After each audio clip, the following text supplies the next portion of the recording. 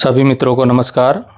मित्रों, आज के इस वीडियो में हम उत्तराखंड बोर्ड परीक्षा 2025 के कक्षा 10 संस्कृत के पेपर को यहाँ पर हल करेंगे। मित्रों, आइए बिना देरी किए हुए पेपर को देखते हैं और उसके हल को जानते हैं। सबसे पहले पेपर में यहाँ पर रोल नंबर लिखने के लिए आता है। यहाँ पर आपको अपना रोल नंबर लिखना होता है और उसके बाद इसमें जो इसका संकेतांक है पेपर का, ये है 228 HHF। ये इम्पोर्टेंट होता है, जो कॉपी में भरना होता है। इसी से संकेतांक के आधार पर आपकी परीक्षा की कॉपी की जांच होती है। ये पेपर जो आपके सामने है, ये 2025 का संस्कृत का पेपर है, उत्तराखंड बोर्ड का। इसका जो पेपर का जो समय होता है, पेपर को हल करने का जो समय है, वो 3 घंटे का होता है। यहाँ पर संस्कृत में लिखा है होरात्रयम, मतलब 3 घंटे का जो इसमें समय है। ये केवल प्रश्न पत्र है, केवल एक पेपर ही होता है, इसमें 2 पेपर नहीं होते हैं। और इसका जो पूर्णांक है वो 80 नंबर का ये पेपर होता है और बाकी जो 20 नंबर हैं वो विद्यालय से आंतरिक मूल्यांकन के आधार पर दिए जाते हैं। इसके कुछ निर्देश लिखे हैं, निर्देश देख लीजिए। अस्मिन् प्रश्न पत्रे चत्वारि खंडानि सन्ति। इस प्रश्न पत्र में 4 खंड हैं। उत्तराणि पृथक प्रदत्तायाम उत्तर पुस्तिकायाम लेखनीयानि। उत्तर आपको अलग से जो कॉपी दी होगी उसमें भरने हैं, उसी में करने हैं। आपको इस पेपर पे उत्तर नहीं लिखने हैं। प्रत्येकम खंडम अधिकृत्य उत्तराणि क्रमेण एकस्मिन्नेव स्थाने लेखनीयानि। प्रत्येक खंड के पर आधारित प्रश्नों के उत्तर एक ही स्थान पर लिखें तो अच्छा रहेगा। पर बच्चे इधर उधर भी कर देते हैं तो उससे भी कोई फर्क नहीं पड़ता, लेकिन इसमें निर्देश दिया है कि प्रत्येक खंड के उत्तर एक ही स्थान पर करें। प्रश्न पत्रे उत्तराणि न लेखनीयानि। कुछ बच्चे प्रश्न पत्र पे ही, पेपर पे ही उत्तर लिखने लग जाते हैं, तो पेपर पे उत्तर नहीं लिखने हैं, कॉपी में लिखने हैं। प्रश्न संख्या प्रश्न पत्रानुसार अवश्यमेव लेखनीय। जो प्रश्नों की संख्या है वो प्रश्न पत्र के अनुसार ही लिखनी है। जैसा कि प्रश्न पत्र में संख्या लिखी होगी वैसे ही लिखनी है। खंड संख्या अपि लेखनीय। खंड संख्या भी लिखनी है। पेपर में जो पहला खंड है, खंड का है अपठितांश अवबोधनम। यानी कि जो अपठित अवबोधन है, अपठित मतलब जो कि आपके पुस्तक से आपका पढ़ा हुआ नहीं है, वो ऐसा एक गद्यांश यहाँ पर दिया हुआ है, उस गद्यांश को आपको पढ़ना है। प्रश्न है अधोलिखितम अनुच्छेदम पठित्वा अनुच्छेद आधारितान प्रश्नान उत्तरत। नीचे जो लिखा गया अनुच्छेद है, जो गद्यांश है, उस अनुच्छेद को पढ़ करके उस पे आधारित प्रश्नों के उत्तर आपको देने हैं। इसी में से आपको उत्तर भी मिलेंगे, उसमें से आपको ढूंढ करके उत्तर बताने हैं। यहाँ पर है मातरः सर्वभूतानां गावा सर्वसुखप्रदा उक्तम कथन गोश्रेष्ठतां प्रतिपादयति। वस्तुतस्तु गौ अस्माकं माता अस्ति, यथा गो स्वमृतोपमेन दुग्धेन मातृवत् अस्मान् पालयति। गोराकृति अति सरला मनोहरा च भवति, गौमूत्रपानेन उदररोगा नश्यन्ति। अस्माभिः गोपालनं गोरक्षणं च कर्तव्यम्, उक्तं च गावो मम आग्रतः सन्तु, गावों में सन्तु पृष्ठतः। तो ये एक गद्यांश है संस्कृत का, इसको आपको पढ़ डालना है, उसके अर्थ को समझना है और फिर प्रश्नों के उत्तर देने हैं। तो यहाँ पर इस गद्यांश में ये बताया गया है कि जो गाय है, जिसको हिंदू धर्म में माता मानते हैं, गाय को भारत के लोग माता मानते हैं, तो गाय जो है सभी जीवों की क्या है, माता है और सर्व सुख प्रदान करने वाली है। और हम गाय को माता बोलते हैं। गाय हमें अमृत के समान दूध देती है और माता के समान हमें हमारा पालन करती है।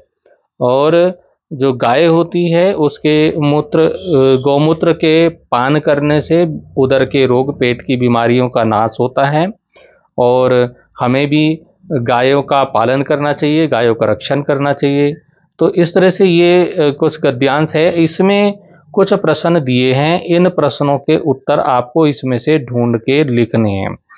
एक पदेन उत्तरत, एक पद में मतलब एक शब्द में आपको उत्तर देना है। पहला प्रश्न है, सर्व सुख प्रदा का, सभी सुखों को प्रदान करने वाली कौन है? तो वो है गावः। गावः यहाँ पर गद्यांश में दिया गया है गावः, तो यहीं पर हमने ये उत्तर आपके लिए सामने ही लिख दिया है। तो ये गावः इसका उत्तर है। गावः मतलब गाय, सभी सुखों को प्रदान कौन करता है? गाय। फिर दूसरा इसमें का जो सेकंड है वो है गौ कीदृशेन दुग्धेन अस्मान पालयति, मतलब गाय कैसे दूध से हमारा जो है हमको पालन पोषण हमारा करती है। तो यहीं पर इसमें दे रखा है गद्यांश में ही, स्व अमृतोपमेन, मतलब अमृत के समान अपने दूध से वो हमारा पालन पोषण करती है। और कैसे करती है? मातृवत करती है, माता के समान करती है। तो यहाँ उत्तर हमने ये लिख दिया है, यहाँ पर आपके लिए ये उत्तर आपके सामने यहाँ पर है। अब इसमें जो ख वाला प्रश्न है, पूर्ण वाक्यन उत्तरत, पूरे वाक्य में उत्तर देना है। सर्वभूताना मात्रा का प्रोक्ता, सभी जो की माता जो है वो किसको कहा गया है? तो सर्वभूताना मात्रा गावः प्रोक्ता, गाय को कहा गया है। अब पहले प्रश्न का जो ग वाला है वो है निर्देशानुसारम उत्तरत, निर्देश के अनुसार उत्तर देना है, जैसे कि प्रश्न में निर्देश दिया गया है। प्रश्न है इसमें, गौ इत्यस्य शब्दस्य एकम पर्याय शब्दम लिखत, गौ शब्द का एक पर्यायवाची शब्द लिखिए। तो इसका पर्यायवाची एक तो हो जाएगा गावः, और आप धेनु भी आपने अगर लिखा होगा तो भी आपको उत्तर के नंबर आपको मिलेंगे। तो गावा या धेनु जिसने लिखा है उसको, और भी किसी ने पर्यायवाची शब्द अगर गाय का लिखा होगा सही, तो उसको भी नंबर मिलेंगे। अब इसी में आता है गौराकृति इत्यस्मिन् पदे संधि विच्छेदम कुरुत, तो इसका संधि विच्छेद करना है। तो ये हो जाएगा गौर और प्लस का निशान हो जाएगा और आकृति, ये इसका संधि विच्छेद हो जाएगा। कई लोग इसको गो आकृति, गौ और आकृति भी कर देते हैं, तो मेरे हिसाब से जिसने ये किया होगा उसको भी नंबर मिलने चाहिए। कुछ बच्चे इसको गोरा और आकृति भी लिखेंगे तो उनको भी नंबर मिल जाएंगे। प्रश्न संख्या 2 इसमें आया है, अधोलिखितम अनुच्छेदम पठित्वा अनुच्छेद धारितान प्रश्नान उत्तरत। अभी एक गद्यांश आया था अपठित, अब दूसरा गद्यांश यहाँ पर आपके अपठित आ गया है, जो आपका पहले पढ़ा हुआ नहीं है। तो यहाँ पर प्रदूषण समस्यायाः विषय अद्य संपूर्ण विश्वम चिंतातुरः अस्ति। प्रदूषण समस्या के विषय में आज संपूर्ण विश्व चिंतातुर है, मतलब चिंतित है। और संयुक्त राष्ट्र संघेन अपि अस्मिन् विषय चिंता प्रकटिता, संयुक्त राष्ट्र संघ ने भी इस विषय में चिंता प्रकट की है। और प्रदूषण निवारण से उपायेषु, प्रदूषण निवारण के लिए, प्रदूषण से मुक्ति पाने के लिए उपाय जो बताए हैं उनमें वृक्षारोपणम सर्वोत्कृष्टम मतम, वृक्षारोपण करना, वृक्ष लगाना सर्वोत्त, सभी में उत्कृष्ट मत है सभी का। प्रदूषण समस्या तदेव उपस्थिता यदा मानवेन स्वार्थ सिद्धे वृक्ष कर्तनम आरब्धम। प्रदूषण की समस्या तब उपस्थित हुई जब मनुष्य के द्वारा अपने स्वार्थ की सिद्धि के लिए वृक्षों को काटना प्रारंभ किया गया। प्रकृतौ संतुलन स्थापनार्थम, प्रकृति में संतुलन स्थापित करने के लिए वृक्ष रक्षणम वृक्षारोपणम च आवश्यकम, वृक्षों की रक्षा करना और वृक्ष लगाना अति आवश्यक है। इदम संतुलनम एव भूरक्षणात्, इस संतुलन से ही भूमि की रक्षा होगी और उससे क्या होगा? अतिवृष्टि अनावृष्टि, अतिवृष्टि मतलब बहुत ज़्यादा बारिश, और अनावृष्टि मतलब बारिश होना नहीं, सूखा पड़ना। तो इनसे क्या होगा? रक्षुतम समर्थम, इससे रक्षा हो सकेगी। धूमानाम विषाक्त वायुना, और धुओं के द्वारा जो जहरीली हवा हो गई है, विषाक्त वायु हो गई है, उसको शोषण से सामर्थ्य, उस विषाक्त विषैली हवा को शोषण करने का, एब्जॉर्ब करने का जो सामर्थ्य है वो वृक्षेषु एव, वृक्षों में ही है। येन वातावरणम शुद्धम पवित्रम च भवति, जिससे कि वातावरण शुद्ध होता है और पवित्र होता है। किम बहुना नष्ट प्रायाणाम पशु पक्षिणाम जातिनाम च रक्षा अपि अनेनैव संभवा।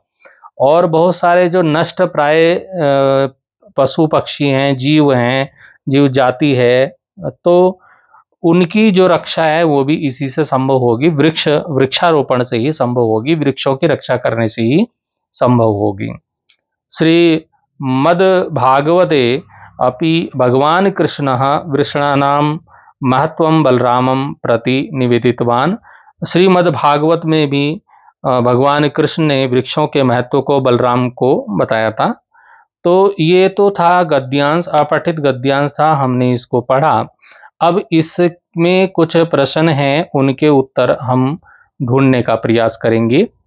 एक पदेन उत्तर, मतलब एक पद में, एक शब्द में उत्तर देना है। कस्या विषय विश्व चिंतातुरा अस्ति, किसके विषय में विश्व चिंतित है? तो प्रदूषण समस्या के विषय में जो है चिंतित है, तो इसको हम लिख देंगे प्रदूषण समस्यायाः। फिर आता है दूसरा, श्री कृष्ण वृक्षाणां महत्वं कम प्रति निवेदितवान। श्री कृष्ण ने किसको वृक्षों का महत्व बताया? बलराम को बताया। यहीं पर आया है गद्यांश में, बलराम को बताया। फिर आ जाता है पूर्ण वाक्यन उत्तर, पूरे वाक्य में उत्तर देना है। संयुक्त राष्ट्र संघेन कस्मिन विषय चिंता प्रकटिता, संयुक्त राष्ट्र संघ ने किस विषय में चिंता प्रकट की? तो संयुक्त राष्ट्र संघेन प्रदूषण विषय चिंता प्रकटिता, ये इसका उत्तर हो जाएगा। फिर है वृक्षारोपण का संभव, वृक्षारोपण से क्या संभव है? तो वृक्षारोपण प्रदूषण निवारणम, वृक्षारोपण से प्रदूषण का निवारण संभव है। प्रकृतो संतुलन संभव, और प्रकृति का संतुलन संभव है। अब इसी में ग वाला प्रश्न आता है कि निर्देशानुसारम उत्तर, निर्देश के अनुसार उत्तर देना है।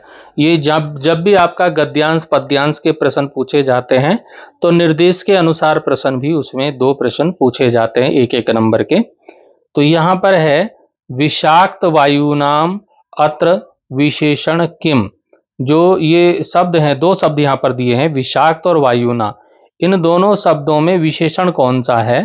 तो इसमें विशेषण जो है, विषाक्त शब्द जो है ये विशेषण है। उत्तर मैंने सामने यहाँ पर लिख दिया है। दूसरा आता है इसमें अखिल इत्यर्थे पदम अत्र प्रयुक्तम। अखिल शब्द का यहाँ पे क्या शब्द प्रयुक्त हुआ है? तो संपूर्ण शब्द आया है गद्यांश में, संपूर्ण, तो ये इसका उत्तर हो जाएगा। फिर इसमें चौथा प्रश्न आता है अस्य गद्यांश से उपयुक्त शीर्षकम लिखत, इस गद्यांश का उपयुक्त शीर्षक लिखिए। तो इसके गद्यांश के बहुत सारे शीर्षक हो सकते हैं, जैसे कि एक इसका शीर्षक हो सकता है प्रदूषण समस्या, तो प्रदूषण समस्या आप लिख सकते हो, या वृक्षारोपण लिख सकते हो, या वृक्षाणाम महत्वम लिख सकते हो। तो कोई एक लिखना है, तो इन तीनों में से एक जो भी आपने लिखा होगा वो सही होगा और उसके अंक आपको मिलेंगे। अब हमारा दूसरा खंड ख इसमें आ जाता है रचनात्मकम लेखनम। इस प्रश्न में हमारा एक पत्र दिया होता है और जिसमें कुछ 4-5 शब्द दिए रहते हैं, उन शब्दों को कुछ खाली स्थानों में भरना होता है।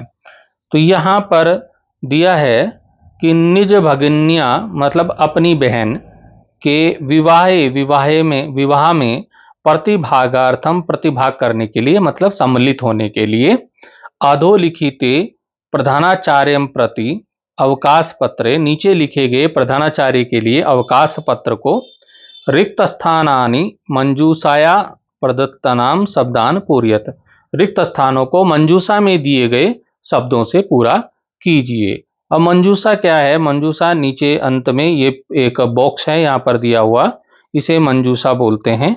इसमें 4 शब्द दिए हैं और एक शब्द आप सही भरोगे तो आपको 1 नंबर मिलेगा, चारों आप सही भर दोगे तो आपको 4 नंबर मिल जाएंगे। पहला है एक दिवसस्य, फिर है अद्य, फिर निवेदनम, फिर कक्षाया। इन शब्दों को सही स्थान पे प्रयोग करना है। तो यहाँ पर आपका पत्र आपके सामने है, पहला है सेवायाम, सेवा में। प्रधानाचार्य महोदय राजकीय सर्वोदय विद्यालय सिकड़ानी।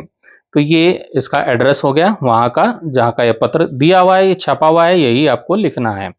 फिर श्रीमान महोदय, तो सबसे पहले तो सविने निवेदनम, सविने निवेदनम ये आता है ना, निवेदनम।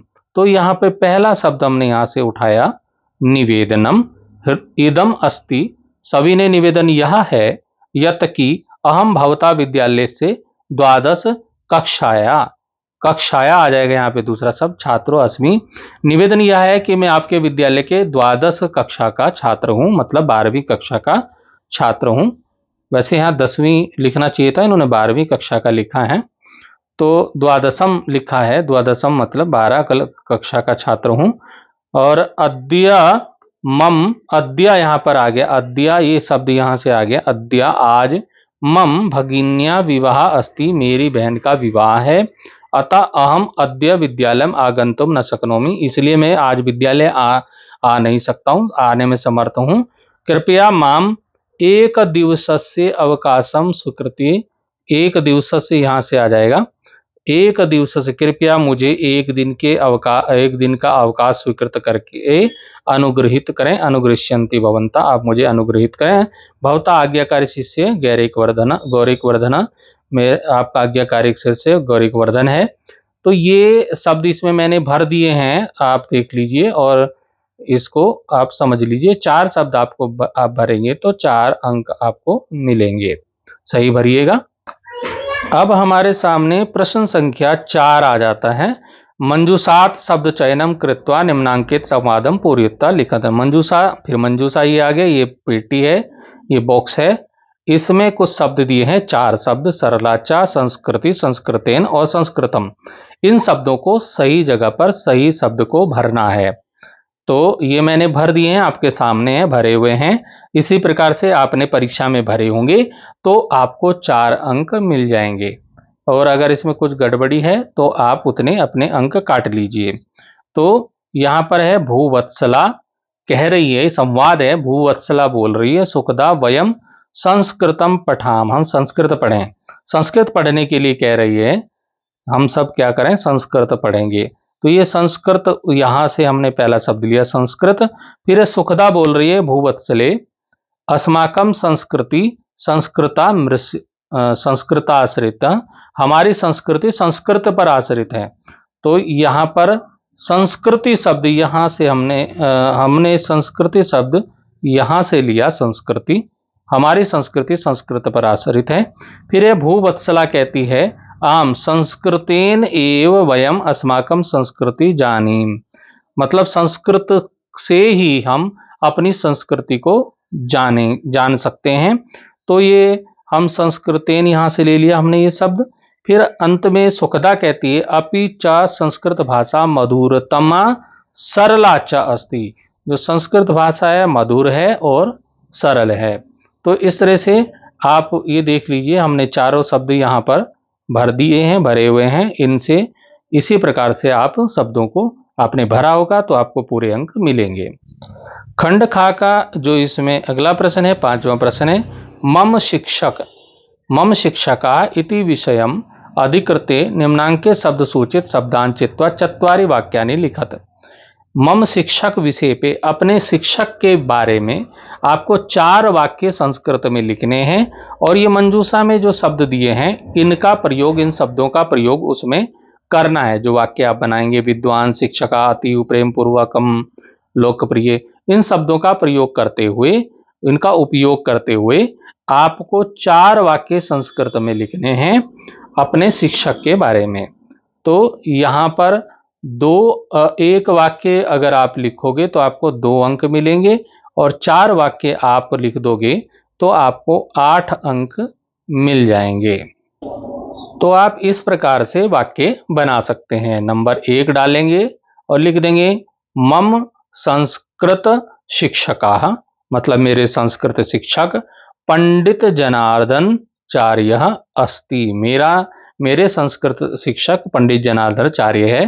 तो यहाँ पर आप अपने गुरुजी का नाम लिख सकते हैं, जरूरी नहीं है कि पंडित जनार्दन आचार्य जी ही लिखा जाए। तो जो भी आप गुरुजी होंगे आपके, संस्कृत के, हिंदी के, कुछ भी आप लिख सकते हो। तो मम संस्कृत शिक्षक पंडित जनार्दनचारी एक वाक्य हो गया, 2 नंबर हो गए।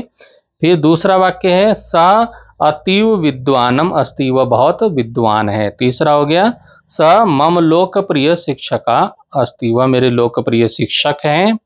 और स प्रेम पूर्वकम स्वविषम पाठयति, वह प्रेम पूर्वक अपने विषय को पढ़ाते हैं।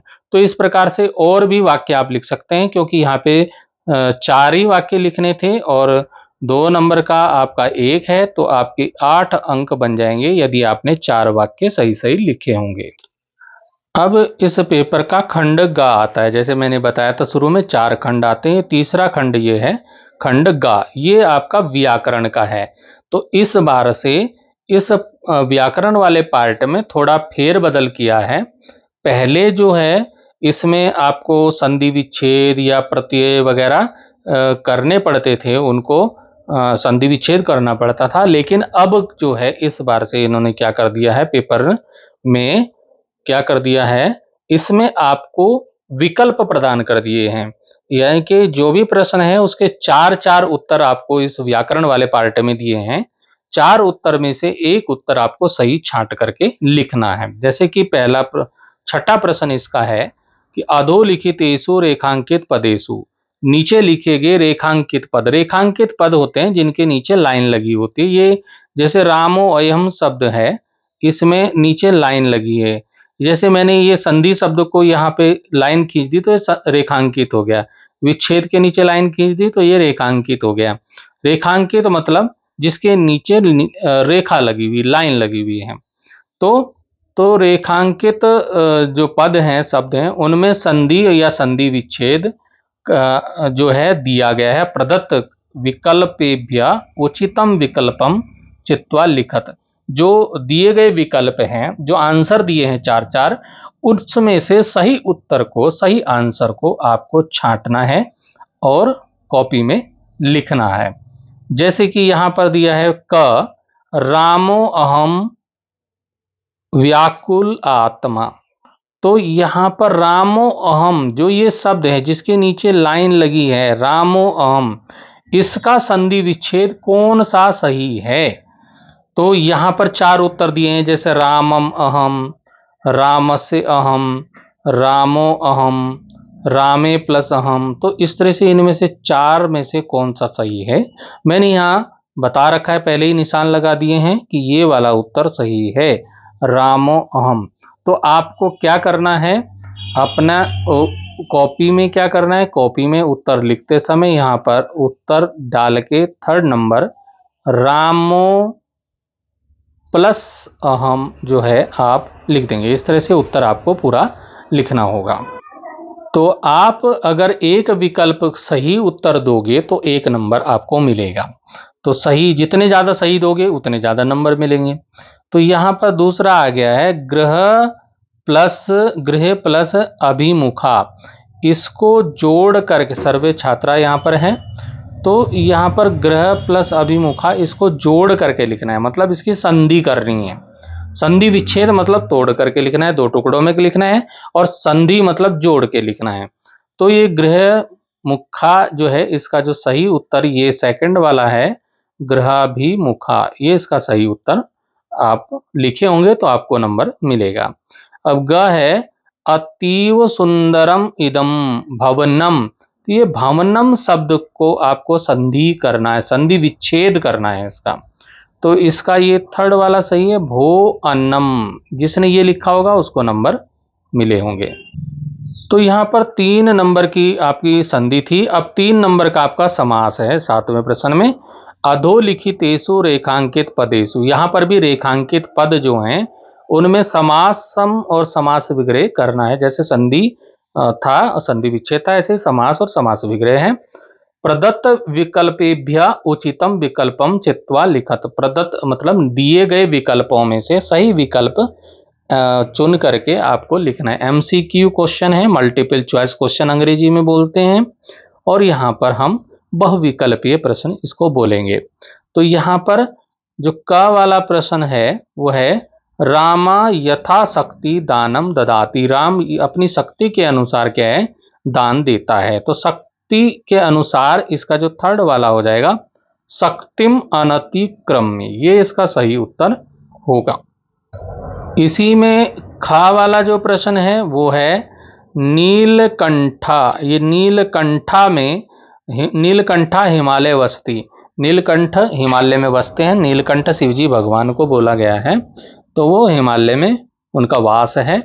तो इसमें से जो चार उत्तर दिए गए हैं, इसमें से कौन सा सही है? पहला ही इसमें सही है, नीला कंठा यस्य सहा। नीला कंठ है जिनका शिवजी, तो ये इसका उत्तर हो जाएगा।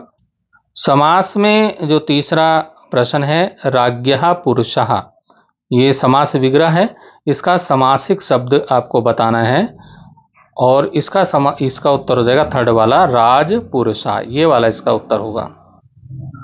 प्रश्न संख्या 8 में आपके प्रत्यय से संबंधित प्रश्न पूछे जाने हैं।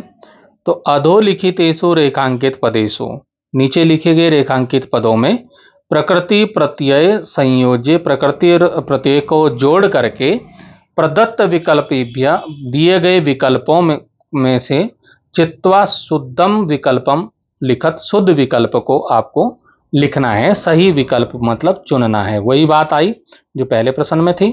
तो यहां भी 3 अंकों के 3 प्रश्न आपको पूछे जाने हैं। 3 नंबर का आपका संधि, 3 नंबर का आपका समास और 3 नंबर का ही आपका ये आपका क्या है, प्रत्यय है। तो यहां पर प्रश्न है कि युष्मासु जयष्ट टाप, ये टाप प्रत्यय इसमें लगा हुआ है का अस्ति। तो जयश जब टाप प्रत्यय लगता है तो वो स्त्रीलिंग हो जाता है, यानी कि ये जयष्ठा हो जाएगा। ये प्रत्यय के लिए मैंने अलग से वीडियो बनाया है, उसको आप देखिएगा, आपको समझ में आएगा। तो जयष्ठा हो जाएगा इसका उत्तर। अगला प्रश्न इसमें आता है कि त्वया कुमार्गः त्यज अनियर, यहाँ पर अनियर प्रत्यय से त्यज प्लस अनियर से क्या बनेगा? तो इसका जो ये उत्तर हो जाएगा त्यजनीय। अनीय प्रत्यय जैसे कि आपका हिंदी में भी होता है, ईय प्रत्यय लग जाता है, तो त्यजनीय ये हो जाएगा। अब इसका ग है तस्य भार्या विद्वश डीप। डीप में भी क्या होता है, स्त्रीलिंग के लिए होता है। तो यहां पर क्या हो जाएगा, विदुषी हो जाएगा इसका उत्तर, विदुषी। ग वाले का उत्तर विदुषी हो जाएगा। 3 अंकों का आपका आता है अव्यय शब्द लिखने को। तो इसमें क्या है, मंजूषा दी हुई है, यहाँ पे शब्द दिए हुए हैं। यहाँ पर देखिए शब्द दिए हैं बिना, कदापि, भृशम। तो इन शब्दों की सहायता से वाक्यों को पूरा करना है और अपनी कॉपी में पूरा करके उन वाक्यों को लिखना है।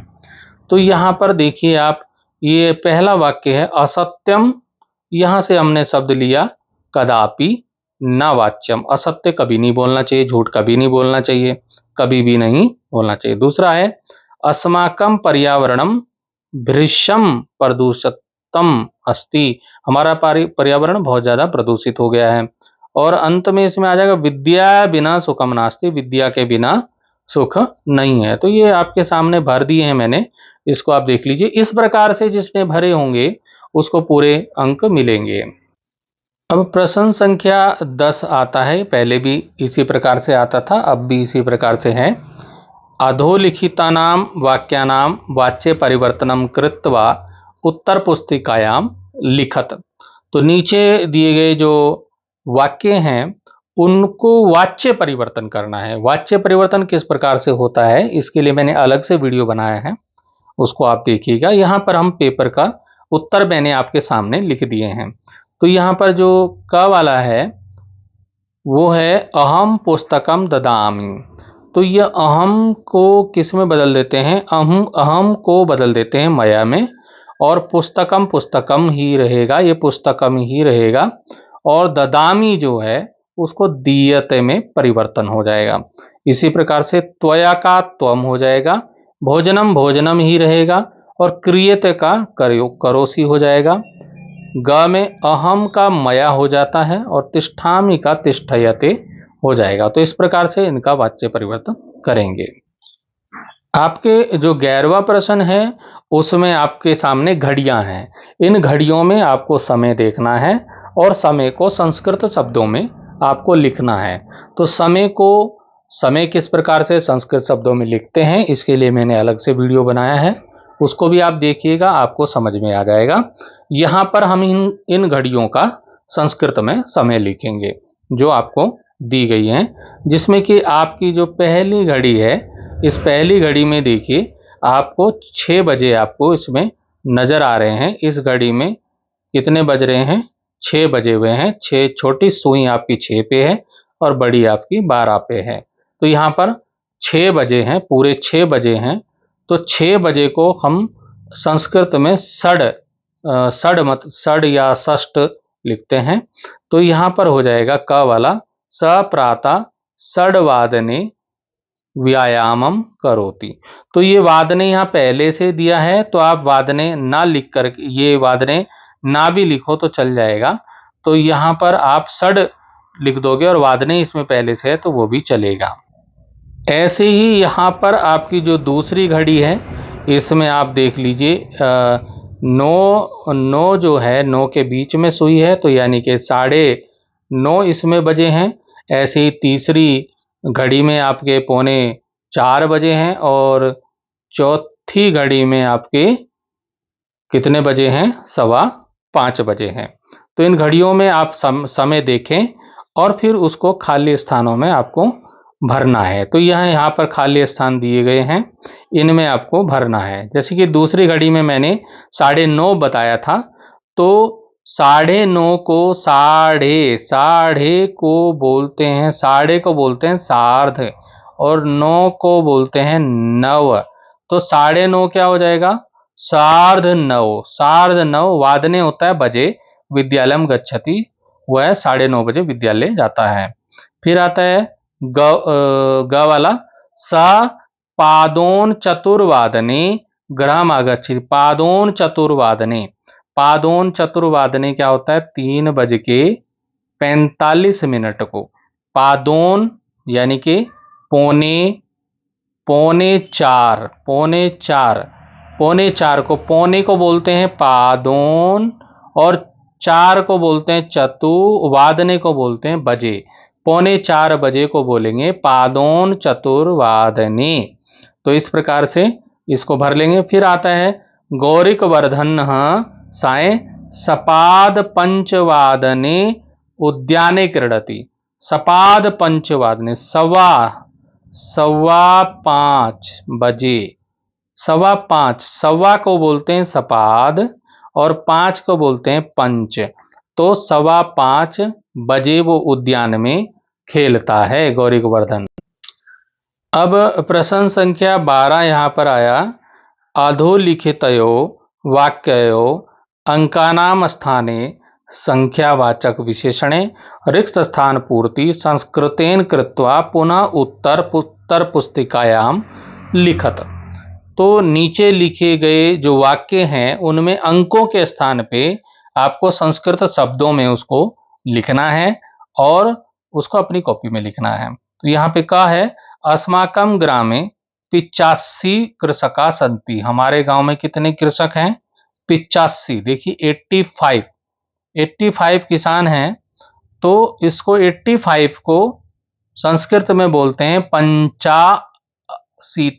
मतलब पंच होता है 5 और अशीति होता है 80। तो 5 और 80 कितने हुए? 85। तो इसको जोड़ करके लिख देते हैं 85। इसी प्रकार से दूसरा है वाटिकायाम 54 गंध कुसुमानी संति। यानी कि वाटिका में जो है 54 सुगंधित फूल हैं। तो 54 हो गया, चतु 50, चतु मैंने 4 और 50 मतलब 50, 50 और 4 54। अब हमारा आ गया प्रश्न संख्या 13, अधोलिखितेषु वाक्येषु रेखांकितानि पदानि शुद्धानि कृत्वा पूर्ण वाक्यम उत्तर पुस्तिकायाम लिखत। नीचे कुछ वाक्य दिए गए हैं, उन वाक्यों में रेखांकित शब्दों को शुद्ध करके पूर्ण वाक्य में उत्तर लिखना है। कुछ रेखांकित शब्द हैं, वो क्या हैं, अशुद्ध हैं। जैसे कि आप यहां पर वाक्य देखिए, ये का वाला वाक्य आपके सामने है, ये रेखांकित शब्द है, मतलब ये प्रश्न निर्माणकर्ता ने ये कहा है कि ये शब्द गलत है। इसकी जगह पे सही शब्द क्या लिखना है, मैंने आगे सही शब्द दे रखा है, चतुरानी। ऐसे ही दूसरे में करिष्यावः, ये गलत है, इसकी जगह पे क्या आएगा, करिष्यन्ति। और ऐसे ही यहाँ पे अयम है, अयम की जगह पे आएगा इदम। तो इस तरह से आप इनको सही करके लिखना है। कैसे लिखेंगे, जैसे ये का वाला है तो वृक्ष लिखेंगे, ये चतस्र की जगह इसको नहीं लिखेंगे, इसकी जगह पे क्या लिखेंगे, चतुरानी। यहां पर क्या लिख देंगे, चतुरानी। यहाँ पे चतुरानी लिखेंगे और फलानी संति, इस प्रकार से पूरा वाक्य हो जाएगा। ऐसे दूसरे वाक्य में ते अद्य भोजनम, और इस करिष्यावः की जगह पे क्या लिख देंगे, करिष्यन्ति, ये उत्तर हो जाएगा। ऐसे ही ग वाले में अयम की जगह पे क्या लिख देंगे, ईदम, ईदम लिख देंगे इसकी जगह पे, और फलम अतीव सुंदरम अस्ति। इस तरह से वाक्य पूरा हो जाएगा। अब पेपर का आ जाता है खंड ग, यानी कि चौथा वाला जो अंतिम जो खंड है इसका, वो है पठित अवबोधनम। पठित मतलब पढ़ा हुआ, जो कि आपके पुस्तक से पढ़ा हुआ है, आपकी किताब से ये पाठ है, जो आपकी किताब है संस्कृत की सहमुषी, उससे दिया गया है। 14वां प्रश्न है, अधोलिखितम गद्यांशम पठित्वा, नीचे दिए गए गद्यांश को पढ़ना है, तत् आधारितान प्रश्नान उत्तरत, उस पर आधारित प्रश्नों के उत्तर आपको देने हैं। सबसे पहले तो आपने ये गद्यांश पढ़ा होगा, आपकी किताब से है तो जरूर आपने ये पढ़ा होगा, फिर भी हम इसको एक बार पढ़ने का प्रयास करते हैं। आप इसको पढ़कर समझिए कि ये कौन से पाठ से है। तो एका सिंहा सुखेन विश्रामयति, एक शेर है और वो सुख से विश्राम कर रहा है, जंगल का राजा शेर सुख से आराम से सोया हुआ है, आराम कर रहा है मतलब। तदेव एका वानरा आगत्य, उसी समय एक बंदर आता है, तस्य पुच्छम पुच्छम धुनोती, और उसकी पूंछ को खींचता है। क्रुद्धम क्रुद्धा सिंहा, शेर को क्रोध आ जाता है। तम वानरम प्रहर्तुम इच्छति, वो उस बंदर को पकड़ने की कोशिश करता है। परम वानरस्तु कुर्दित्वा वृक्षम आरूढ़ा, लेकिन बंदर जो है कूद करके पेड़ पर चढ़ जाता है। तदेव अन्यस्मात् वृक्षात, उसी समय दूसरे वृक्ष से अपरा वानरा, दूसरा बंदर आता है। सिंह से कर्णम आकृष्य, शेर के कान को खींचता है।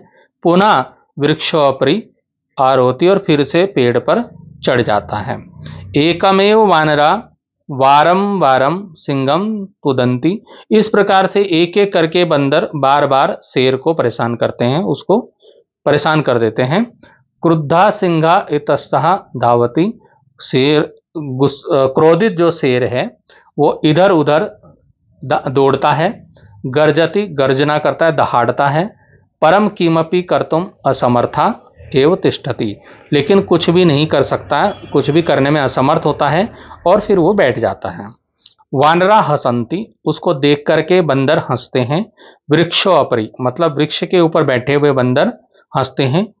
च, और विविधा पक्षिणा, और बहुत प्रकार के जो पक्षी बैठे थे पेड़ पर, वो भी अपि सिंह से एतादृशी दशा, शेर की ऐसी दशा को देखकर, जंगल के राजा शेर की ऐसी दशा को देख करके, दृष्टवा हर्ष मिश्रितम कलरवम कुर्वन्ति, हर्ष मिश्रित कलरव करते हैं, सब एक साथ हंसने लगते हैं, तो मिश्रित कलरव उनका हो जाता है।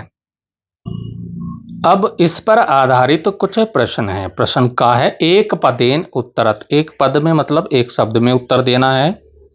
कह सुखेन विश्रामयति, कौन सुख से विश्राम कर रहा था, तो वो शेर था जो सुख से विश्राम कर रहा था, तो सिंहा इसका उत्तर हो जाएगा। यहां पर ये उत्तर यहां पे गद्यांश में दिया हुआ है, दिख रहा होगा आपको, सिंहा। अब आपको पूरे वाक्य में उत्तर देने हैं, पूर्ण वाक्यन उत्तरत। क्रुद्धा सिंहा किम इच्छति, मतलब जो शेर को गुस्सा आता है तो क्या इच्छा है उसकी, उसकी इच्छा क्या है, बंदर को पकड़ने की, मारने की, ये इच्छा है ना, तो चाहता है बंदर को पकड़ूं।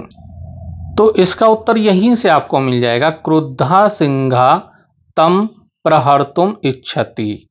तम मतलब वानरम, तो यहां पर आप वानरम भी लिख देंगे तो वो भी अच्छा रहेगा, और नहीं भी लिखा होगा आपने, यही उतार दिया होगा क्या, क्रुद्धा सिंहा तम प्रवृत्तुम इच्छति, तो भी आपको नंबर मिलेगा। फिर इसमें सेकंड वाला प्रश्न आता है कि सिंहस्य दशा दृष्टवा पक्षिणा किम कुर्वन्ति, शेर की दशा को देख करके पक्षी क्या करते हैं। तो यहीं पे उत्तर मिल गया आपका, यहीं पे है पक्षिणा अपि सिंहस्य एतादृशी दशा दृष्टवा हर्ष मिश्रितम कलरवम कुर्वन्ति। यहां तक इसका उत्तर हो जाएगा आपका। यहां से अब आपके निर्देश के अनुसार उत्तर आपको देने हैं। तो ये निर्देश के अनुसार वाला प्रश्न जरूर आता है 2 नंबर का।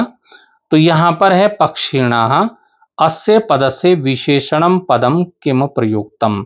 तो पक्षिणा का जो विशेषण पद, इसमें कौन सा विशेषण पद आया है जो गद्यांश में है, तो वो आया है विविधा। ये मैंने सामने उत्तर दे रखे हैं। तो विविधा पक्षिणा था, तो विविधा यहां पर इसका उत्तर हो जाएगा। फिर दूसरा आता है समर्था अस्य विलोम पदम गद्यांशात च्युनुत। जो समर्था का विलोम शब्द हो जाएगा असमर्था। अभी तक आपके पास गद्यांश आए, अब पद्यांश है, श्लोक है यहां पर 15 नंबर पे। अधोलिखितम श्लोकम पठित्वा प्रश्नान उत्तरत। नीचे लिखे गए श्लोक को पढ़ना है और प्रश्नों के उत्तर देने हैं। मृगहा मृगही संगम अनुव्रजंती। मृग मृगों के साथ संगम करते हैं, साथ में रहते हैं, दोस्ती करते हैं। गावश्य गोभी, गाय जो गायों के साथ ही घूमती है, उन्हीं के साथ रहती है, उनके साथ दोस्ती करती है। और तुरगहा तुरंगी, और जो तुरग है घोड़े हैं वो तुर्गों के साथ ही दोस्ती करते हैं, रहते हैं। मूर्खाश्च मूर्खई, और जो मूर्ख हैं वो मूर्खों के साथ दोस्ती करते हैं, मित्रता रखते हैं। और सुधिया सुधी भी, और जो ज्ञानी लोग होते हैं, बुद्धिमान लोग होते हैं, वो बुद्धिमानों के साथ दोस्ती करते हैं। समानशील विष्णेषु सख्यम, समानशील, समान व्यवहार, समान विचार वाले लोग समान विचार वालों के साथ ही मित्रता रखते हैं। यहां पर भी एक पदेन उत्तर हो गया, एक शब्द में उत्तर देना है आपको। तो सुधीय सख्यम केन स भवति। जो सुधीय होते हैं, बुद्धिमान होते हैं, उनकी सख्य, उनकी मित्रता किसके साथ होती है, तो सुधी भी के साथ होती है। मतलब जो विद्वान लोग होते हैं, बुद्धिमान लोग होते हैं, उन्हीं के साथ उनकी मित्रता होती है। फिर है पूर्ण वाक्यन उत्तरत, पूरे वाक्य में उत्तर देना है। के कई संगम अनुव्रजंती, कौन किसके साथ अनुव्रजति करता है, मतलब घूमता है। इसका उत्तर पहली लाइन में है कि मृगा मृगही संगम अनुव्रजंती। तो ये उत्तर इसका आप लिख देंगे तो आपको पूरे नंबर मिलेंगे। अब इसी में सेकंड वाला है कि सख्यम केसु भवति, मित्रता किन में होती है। तो इसको भी आपको इसी में अंतिम पंक्ति में यहीं पर मिल जाएगा, इसी श्लोक में। समानशील व्यसनेषु सख्यम, ये इसका उत्तर यहां से हो जाएगा। फिर इसमें गा वाला आ जाता है, निर्देश अनुसार उत्तर दीजिए। निर्देश के अनुसार उत्तर देना है। तो इसमें ये पहला है सुधीय इत्यस्य अत्र प्रयुक्तम विलोम पदम किम। जो सुधीय शब्द है, इस यहाँ पर इसका विलोम शब्द कौन सा है, जो श्लोक में आया है वो है मूर्खा। तो मूर्खा जो है इसका उत्तर हो जाएगा।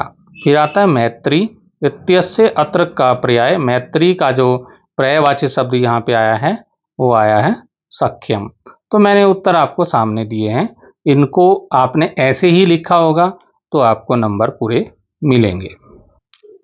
जो 16वां प्रश्न है वो एक नाटक से लिया गया है, जो कि आपके बुक में शायद शिशु लालनम पाठ होगा, उससे ये नाटक का अंश लिया गया है। यहाँ पर राम जो है बोल रहे हैं, राम और लव कुश के बारे में ये पाठ है। तो ये आपको पढ़ना है, ये नाट्यांश, ये गद्यांश काव्यांश की तरह ही इसको पढ़ना है और इस पे दिए गए प्रश्नों के उत्तर आपको देने हैं। तो आइए हम सीधे प्रश्न देख लेते हैं। इसमें जो पहला प्रश्न है वही एक पदेन उत्तरत, एक पद में आपको उत्तर देना है। एक पदेन उत्तरत, एक शब्द में। यहां पर है कस्या द्वय नामनी, किसके दो नाम हैं। तो दो नाम किसके हैं? जननी के हैं। जननी के अर्थ मतलब सीता। किसी ने जननी लिखा होगा, किसी बच्चे ने सीता लिखा होगा। तो जिसने जननी लिखा उसको भी नंबर मिलेंगे और जिसने सीता लिखा उसको भी नंबर मिलेंगे। तो यहाँ पर इसी नाट्यांश में एक जगह आता है, उस लवकुश से उनकी माता के बारे में पूछा जाता है, तो कि तुम्हारी माता का नाम क्या है। तो बच्चे बताते हैं कि मेरी माँ के दो नाम हैं।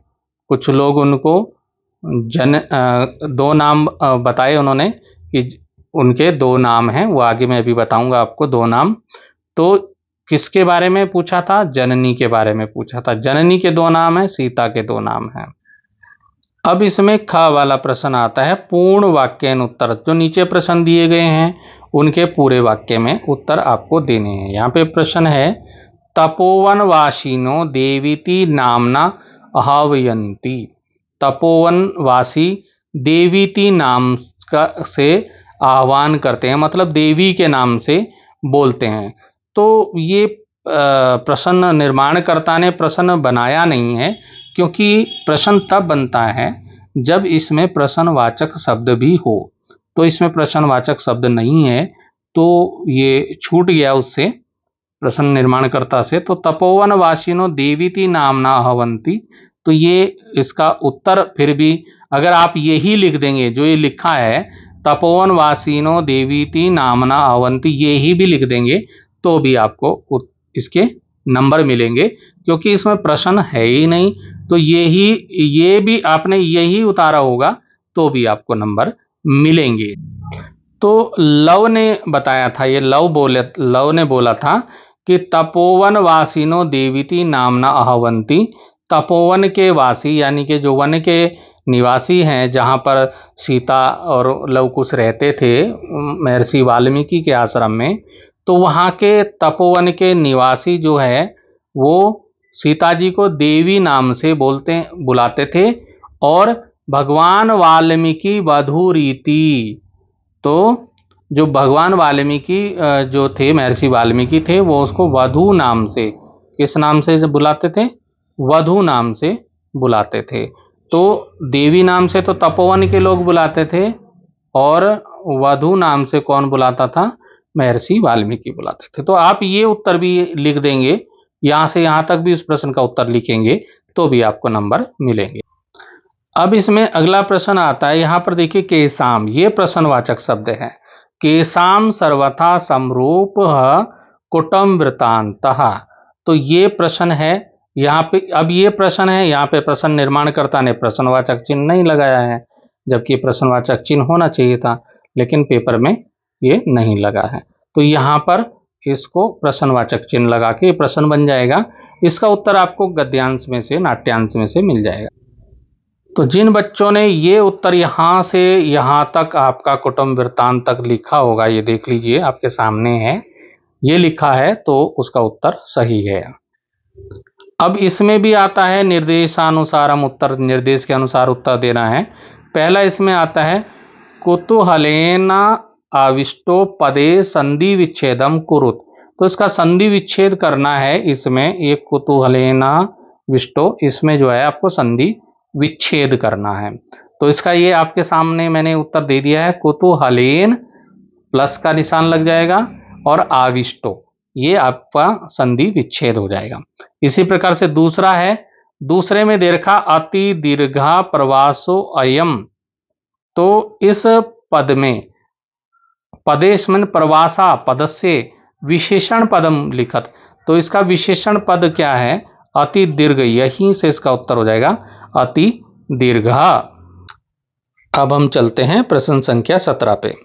तो अधोलिखितयो श्लोकयो भावार्थम उपयुक्त पदय पूरित्वा उत्तर पुस्तिकायाम लिखत। नीचे एक श्लोक दिया गया है और श्लोक का भावार्थ दिया गया है। उस भावार्थ को श्लोक से शब्दों को लेकर के आपको पूरा करना है। तो मैंने पूरा आपके सामने भर भी दिया है, देख लीजिए, और मैं आपको समझाने का भी प्रयास करता हूं। विचित्रे खलु संसारे नास्ति किंचित निरर्थकम। इस पूरे संसार, ये संसार विचित्र है और इस विचित्र संसार में कुछ भी निरर्थक नहीं है। अश्वचेद धावने वीरा, अश्व जो होता है, घोड़े जो है दौड़ने में वीर होते हैं, और भार से वहने खरा, लेकिन भार ढोने में, वजन ढोने में जो वीर कौन होता है? खरा होता है, गधा होता है। तो यहां पर अब इसको हमने भावार्थ को पूरा करना है। यहां पर दे रखा भावार्थ, अस्मिन् विचित्र संसारे, इस विचित्र संसार में किंचित व्यर्थम नास्ति, कुछ भी व्यर्थ नहीं है। तो यहां से ये किंचित शब्द को लिया हमने, यहां पर भर दिया। फिर धामने यदि अश्वा वीरा मन्यते, दौड़ने में यदि अश्व मतलब घोड़ा वीर माना जाता है, तो अश्व हमने यहां से लिया, ये यहां से अश्व लिया। और तथ्येव भारा, भारा हमने यहां से लिया, भारा, ठीक है। वहने खरा, खरा हमने यहां से लिया। इसी श्लोक से शब्द लेकर के इसको पूरा करना है, वीरा अस्ति। तो ये शब्द आप देख लीजिए, यहां पे भर दिया है, किंचित, अश्वा, भारा और खरा। इस तरह से आपको 4 शब्द आप भरोगे तो आपको 2 अंक इसमें मिलेंगे। इसी प्रकार से आपने शब्द भरे होंगे तो पूरे अंक आपको मिल जाएंगे। इसी प्रकार से आपको दूसरा श्लोक आपके सामने है, एका एव खगो मानी वने वसति चातका। एक ही मानी खग है, मानी मतलब स्वाभिमानी, स्वाभिमानी एक ही खग वन में रहता है, जिसको चातक बोलते हैं। जो कि चातक के बारे में कहा जाता है कि वो आसमान से बारिश का जो पानी होता है उसी को पीता है और उसे अपनी प्यास बुझाता है। अगर उसे वो पानी ना मिले तो वो धरती पे गिरा हुआ पानी नहीं पीता है, प्यासा मर जाएगा, लेकिन पानी वही वाला पिएगा जो बारिश आसमान से गिरेगा। तो एक एव खगो मानी वने वसति चातका, वन में एक ही स्वाभिमानी पक्षी निवास करता है जिसका नाम चातक है। पिपासितो व म्रियते, प्यासा ही वो मर जाता है। याचते व पुरंदरम, लेकिन वो याचना किससे करता है? पुरंदरम से, मतलब ईश्वर से, इंद्र देवता से, जो बारिश के देवता हैं उन्हीं से वो मांगता है। यहाँ पर भावार्थ है, तो इस भावार्थ में ये जो शब्द हैं वो भरने हैं। तो कानने एक एव स्वाभिमानी पक्षी चातकः वसति, कानने मतलब जंगल में, वन में एक ही स्वाभिमानी पक्षी चातक, वसति मतलब निवास करता है। यहां से चातक शब्द लिया। फिर है या पिपासिता एवं मिरियते, जो प्यासा ही मर जाता है, मिरियते यहां से लिया शब्द, मिरियते प्यासा ही मर जाता है, परंतु स्वाभिमानम त्यक्त्वा पृथ्व्या जलम न गृह्णाति, स्वाभिमान को छोड़ करके पृथ्वी के जल को ग्रहण नहीं करता है। एवमेव स्वाभिमानी पुरुषा, ठीक इसी प्रकार से जो स्वाभिमानी पुरुष होता है, मानम न त्यजति, अपने मान को, अपने सम्मान को नहीं छोड़ता है। मृत्यु व प्राप्यते, मृत्यु को, चाहे मृत्यु प्राप्त हो जाए, वो अपने स्वाभिमान को नहीं छोड़ सकता। इसी प्रकार से प्रश्न संख्या 18 भी है, इसमें नीचे लिखे गए, इसमें भी श्लोक दिए हुए हैं। यहां पर भी आपको अन्वय पूरा करना है, जैसे कि उसमें भावार्थ पूरा करना था, या अन्वय पूरा करना है। यहां पर श्लोक आपके सामने दिया है, पिता यच्छति पुत्राय बाल्ये विद्याधनम महत्। तो पिता जो है पुत्र के लिए बचपन में विद्याधन, बहुत महत्वपूर्ण जो है विद्याधन प्रदान करता है पिता पुत्र के लिए। और पिता अस्य किम तपस्तेपे इत्युक्ति कृतज्ञता, तो मतलब पिता के कर्ज को, पिता के का जो तप है उसको तुम नहीं चुका सकते हो। तो यहाँ पर इसका जो शब्द हैं ये मैंने भर दिए हैं पहले ही, 2 शब्द आपको यहाँ पर भर रहे हैं। तो पिता, ये पहला शब्द आया पुत्राय, ये पुत्राय कहाँ से आया? यहाँ से आया श्लोक से। बाल्ये महत् विद्याधनम यच्छति, पिता पुत्र के लिए बहुत विद्याधन देता है, महत्वपूर्ण जो होता है विद्याधन बचपन में दे देता है। अस्य पिता किम तपा तेपे इत्युक्ति कृतज्ञता, ये कृतज्ञता अंत से यहां से हमने लिया श्लोक से, कृतज्ञता। तो ये 2 शब्द यहां से भर सकते हैं आप। अब इसमें ख वाला श्लोक आया है, संपत्तो च विपत्तो च महताम एक रूपता, चाहे संपत्ति हो चाहे विपत्ति हो, जो महान लोग होते हैं वो एक एक समान रहते हैं, एक समान व्यवहार करने वाले होते हैं। उदय सविता रक्तो, जिस प्रकार से सूर्य जब उदय होता है वो रक्त के रंग का होता है, रक्त वर्ण का होता है, लाल रंग का होता है। और रक्त च अस्त अस्तमय तथा, मतलब अस्त के समय भी वो लाल ही रहता है। रक्त के रंग का मतलब लाल रंग का, वो चाहे जब उदय होता है तब भी वो लाल रहता है और जब अस्त होता है तब भी वो लाल रहता है। तो इसी प्रकार से जो महान लोग होते हैं वो भी अपनी एक रूप बने रहते हैं, चाहे उन पे संपत्ति हो चाहे विपत्ति हो।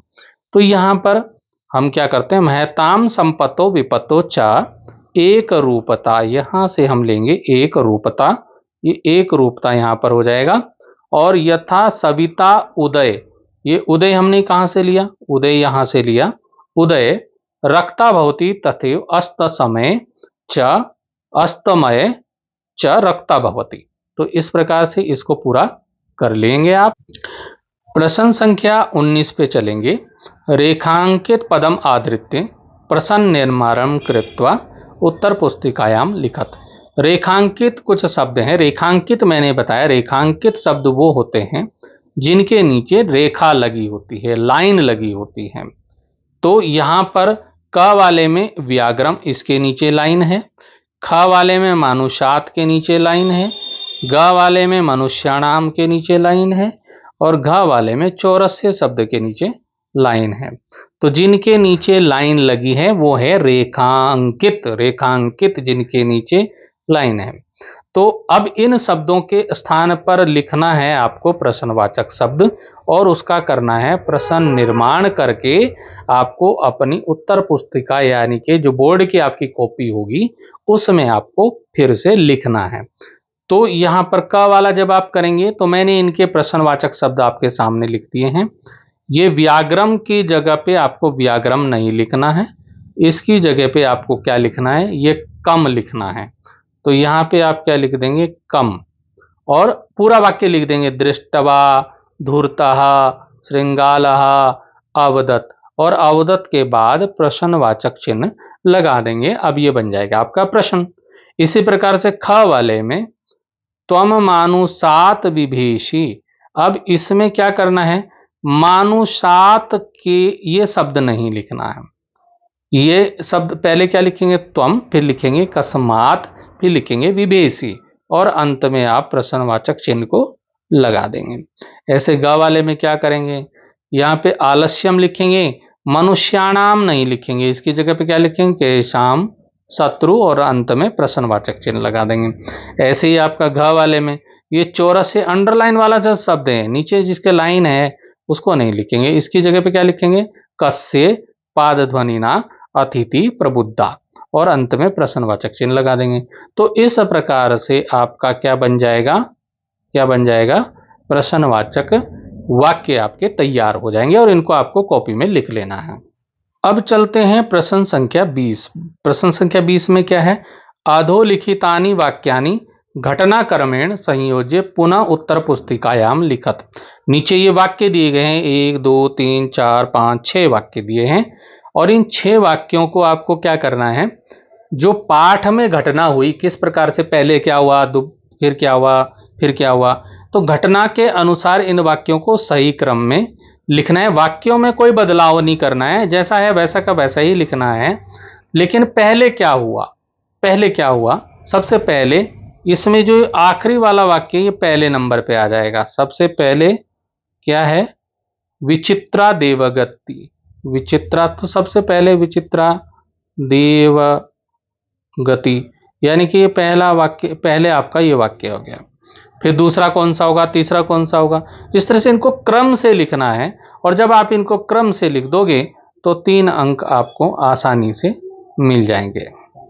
इसको आप इस प्रकार से लिख सकते हैं, देखो पहले नंबर पे तो आपको ये विचित्र देवगति लिख दिया, दूसरे नंबर पे आ जाएगा रात्रो कश्चन चोरा गृह आबंत्रा प्रविष्टा, मतलब विचित्र देवगति हुई और रात को कोई चोर घर के अंदर प्रविष्ट हो गया, घर के अंदर घुस गया।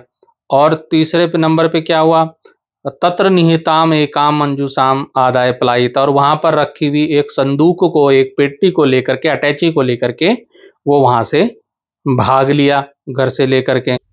फिर चौथे नंबर पे क्या हुआ, चोरस्य पाद ध्वनिना, मतलब चोरों के पैरों की आवाज से प्रबुद्ध अतिथि, अतिथि जाग गया। और चोर संकया तन्म अवधावत, मतलब चोर की शंका हुई थी कि चोर हो सकता है, तो तम अनुधावत, मतलब उसके पीछे दौड़ा, चोर के पीछे वो दौड़ा। फिर अगला वाक्य क्या हो जाएगा, अग्रणाच, उसने उसको पकड़ लिया चोर को। परम विचित्रम अघटत, पर विचित्र घटना घट गई वहां पे। क्या विचित्र घटना घटी, अगले वाक्य में लिखे, चोरा एव उच्चे क्रोशितुम आरभत, तो मतलब जो है चोर ही उच्च स्वर में वो जोर जोर से चिल्लाने लगा कि चोर चोरो अयम, ये चोर है, ये चोर है, ये चोर है। मतलब जो जिसने पकड़ा उसी को चोर बताने लगा ना वो। तो ये घटनाएं थी, इस क्रम से आप लिखोगे तो 3 नंबर आपको मिल जाएंगे। अब आपका प्रश्न संख्या 21 आता है, अधोलिखितयो शब्दयो संस्कृतेन वाक्य प्रयोगम कुरुत। नीचे ये वाक्य दिए हैं, इनका संस्कृत में वाक्य प्रयोग करना है। जैसे महानगरेषु, इसके आगे संस्कृत में वाक्य प्रयोग करना है। फिर है दूसरा है पाठम, इसके आगे संस्कृत में वाक्य प्रयोग करना है, मतलब संस्कृत का वाक्य बनाना है। तो महानगरेषु का इस प्रकार से आप वाक्य बना सकते हैं, महानगरेषु बहवा जना निवसंती, महानगरों में बहुत सारे लोग निवास करते हैं। या ऐसे बना सकते हैं, महानगरेषु भृशम पर्यावरणम प्रदूषणम भवति, महानगरों में बहुत ज़्यादा पर्यावरण प्रदूषण होता है। इस प्रकार से आप वाक्य बना सकते हैं। तो एक ही वाक्य बनाना था इसका, चाहे आप ये वाला बनाएं चाहे ये वाला बनाएं। तो आप महानगरेषु शब्द आना चाहिए मतलब वाक्य में। जो खा वाला है पाठम शब्द, तो उसका ऐसे वाक्य प्रयोग कर सकते हैं, शिक्षका पाठम पाठयति, यानी ये पाठम शब्द आना चाहिए। तो शिक्षका पाठम पाठयति, शिक्षक पाठ पढ़ाता है। फिर छात्र पाठम पठति, छात्र पाठ पढ़ता है। और पाठम स्मृति, पाठ याद करता है। तो मतलब इसी प्रकार के अन्य वाक्य भी बनाए जा सकते हैं। तो मित्रों, इस प्रकार से हमने इस वीडियो में कक्षा 10 संस्कृत के बोर्ड परीक्षा 2025 के पेपर को हल करने का यहाँ पे प्रयास किया। और इस प्रकार से जैसे मैंने उत्तर बताए, यदि आपने इस प्रकार से उत्तर लिखे होंगे तो निश्चित रूप से आपको अच्छे से अच्छे अंक मिलेंगे। तो बोर्ड का रिजल्ट आने वाला है। थोड़ा ये वीडियो मेरा विलंब से आया, थोड़ा सा समय का अभाव था, जिस कारण से मैं वीडियो थोड़ा पहले नहीं बना पाया। तो फिर भी आप इस वीडियो को देख करके अपने उत्तरों की जांच कर सकते हैं। धन्यवाद, फिर मिलेंगे अगले वीडियो में।